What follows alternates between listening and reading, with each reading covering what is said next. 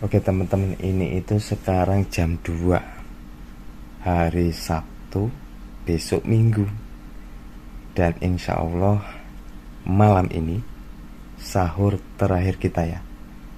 Karena besok sudah malam takbiran dan kita sudah mendekati hari raya Idul Fitri.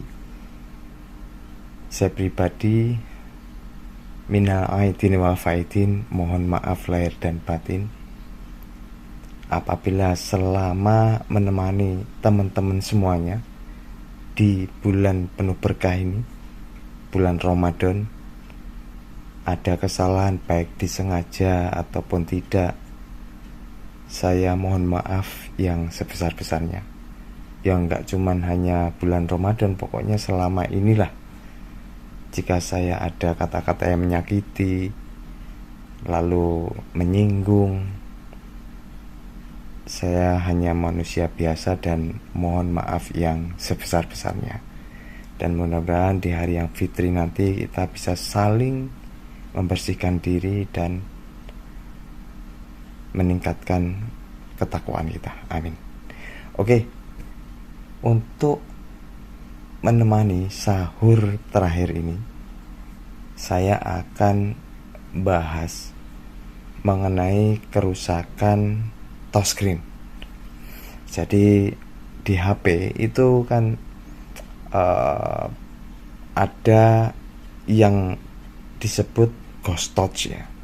Touchscreen-nya itu sentuh sendiri, ataupun ada yang memang nggak bisa disentuh walaupun LCD-nya itu tidak retak, tidak pecah.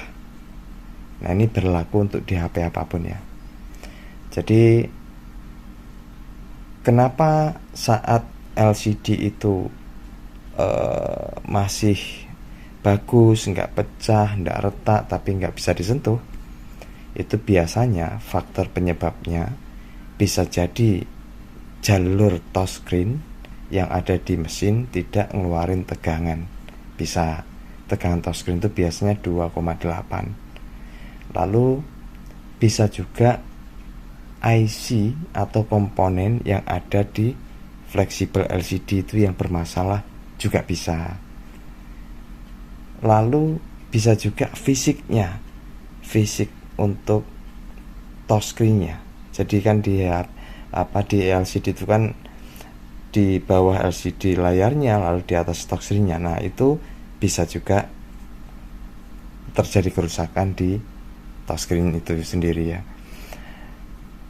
Lalu apa yang membedakan ghost touch sama nggak bisa disentuh sama sekali? Sebetulnya kedua-duanya itu bisa disebabkan karena komponen atau IC yang ada di LCD itu bermasalah. Itu biasa yang selalu saya temui ya. Jadi maksudnya begini, ini terkhusus untuk di LCD kayak flagship Samsung ya, AMOLED, Super AMOLED, ataupun LCD Sony Xperia. Itu kan jenis-jenis LCD yang kebanyakan ya disematkan IC ya, IC sendiri untuk touchscreen-nya. Ya, tidak menutup kemungkinan untuk kayak LCD Oppo, Vivo itu pun ada ya.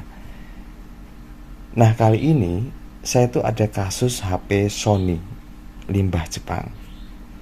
Jadi HP ini sih bilang pemilik yakin bahwasannya ini rusaknya bukan di LCD-nya, tapi nggak mau disentuh ya, karena secara fisik tidak pecah, tidak ada retakan yang sangat berarti ya, tapi nggak bisa disentuh. Lalu meminta saya untuk dicekkan di bagian mungkin ada komponen atau di fleksibelnya supaya bisa diperbaiki tanpa mesti ganti LCD. Nah, apakah bisa?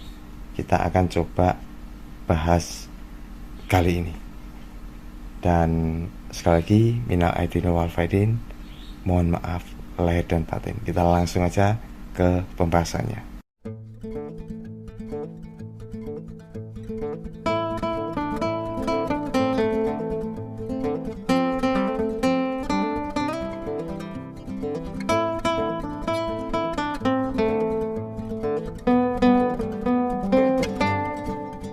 Halo, assalamualaikum warahmatullahi wabarakatuh. Jumpa lagi ya sama saya Citanisi Deso. Gimana kabar sobat semua? Baik-baik saja ya. Oke, di tanganku ini ada HP Sony Xperia Z Ultra ya. Kali ini kita akan coba bagaimana cara perbaiki LCD masih normal tapi tidak bisa disentuh. Solusinya itu ya carikan LCD yang lain ya, atau yang baru. Tapi kadang terkendala ya, karena sebetulnya ini kan LCD-nya masih bagus, cuman nggak bisa disentuh. Nah, bagaimana cara perbaikinya? Kita akan belajar bareng-bareng.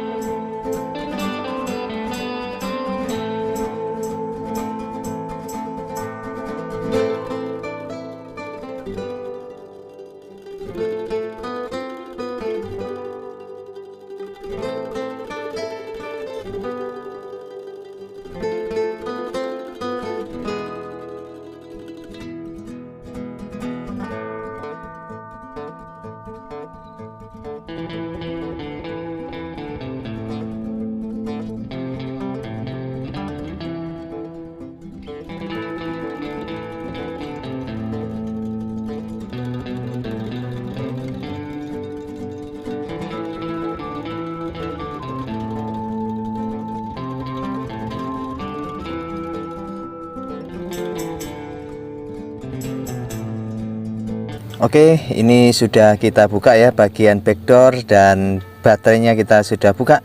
Dan ini terlihat ada IC touchscreen ya. Jadi di fleksibel LCD-nya itu ada IC kotak seperti ini. Biasa ini penyebabnya ya. Kalau kita perhatiin itu kan kondisinya di lem hitam. Biasanya IC yang di lem hitam itu memang terdapat permasalahan ya.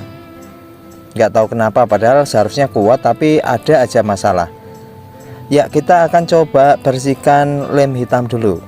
Kita akan coba rebal IC nya ya.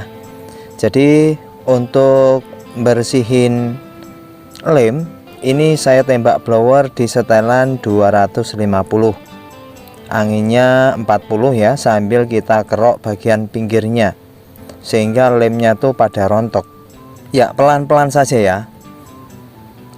Lalu nanti kita akan coba ACP aja ini IC-nya. Ya, sambil kita blower, kita bersihkan lem. Setelah itu tambahin flux ya. Tambahin flux seperti ini, lalu kita akan angkat IC-nya.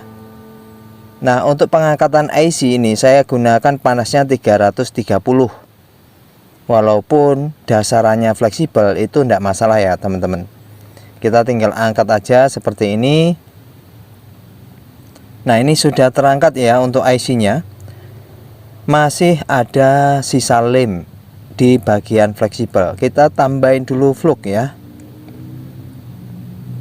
Oke, kita tambahin flux seperti ini.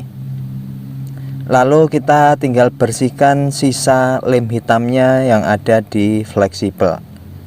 Caranya disolder lagi supaya lemnya pada rontok ya. Sambil kita seset dengan mata pisau seperti ini ya. Ya, seperti ini.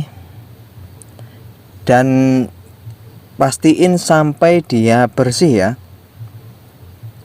Oke, tambahin flux kembali, lalu kita akan coba solder dan rapikan sampai kira-kira itu tidak ada lagi lem ya. Oke, ini kelihatannya sudah. Lalu setelah itu kita akan coba pangkas terus. Nah, ini nyenggol nih kapasitornya, kalau kesenggol ya diperbaiki lagi ya. Ya, jadi di kapasitor itu ada 2, lalu ada kapasitor lagi ya, sebelahnya 1 ya. Oke, Setelah dirasa lemnya sudah bersih ya kita tinggal lanjut cetak kakinya ya. Jadi seperti ini sudah bersih. Oke, setelah itu ini IC-nya masih ada lem hitam ya. Jadi tebel banget ini untuk lem hitam di IC touchscreen-nya. Ya, saya akan coba solder saja supaya pelan-pelan sehingga lemnya itu rontok ya. Kalau dirasa tebel lemnya, sampai kita solder rata dan hilang lemnya ya. Ya, kunci untuk menghilangkan lem seperti ini itu tambahin flux sedikit lebih banyak ya. Jadi sedikit lebih banyak daripada biasanya. Jadi supaya gampang lem hitamnya itu rontok ya. Nah, seperti ini. Bersihkan terus dengan thinner sampai kira-kira itu lem hitam sudah hilang ya. Ini posisi sebelum kita cetak kaki IC-nya ya. Setelah itu kita tinggal cetak dengan plat universal seperti ini. Lalu kita blower di angin 35, panas 280 bisa. Oke, ini sudah selesai. Kita tinggal bersihkan ya. Setelah kita cetak kakinya sampai bersih, jangan ada sisa timah ya, karena bisa gandeng nanti. Setelah itu kita tambahin flux dan kita sempurnakan dengan blower sekali lagi. Nah, ini kondisinya sudah siap untuk kita pasang. Oke, untuk pemasangan jangan sampai terbalik dan tidak usah lama-lama ya saat blower, karena ini medianya di fleksibel. Sekiranya dia sudah kita goyang dan dia sudah gerak sendiri, itu artinya sudah presisi. Setelah itu kita tambahin thinner, kita bersihkan ya sisa lemnya. Ya, setelah itu ini sudah terpasang. Saya nggak tahu pasti ini apakah ada perubahan ya. Tapi yang jelas dulu saya kalau kasus Sony ya sering saya beginiin ya. IC touchscreen itu di ACP alhamdulillah bisa disentuh kembali ya. Walaupun mungkin ada error atau segala macam, tapi setidaknya itu kita tahu ya. Nah, ini setelah saya cek, perhatiin. Nah, jadi memang kebanyakan permasalahan itu di IC digitizer-nya. Digitizer-nya ya. Digitizer apa digitizer ya. Pokoknya itulah ya. Jadi bagian sentuhnya. Dan ini sudah bisa digunakan kembali. Ya, mudah-mudahan bisa menginformasi ya buat teman-teman jikalau punya HP jadul Sony Xperia, LCD masih bagus, sentuh nggak fungsi, coba goyang atau ACP IC-nya.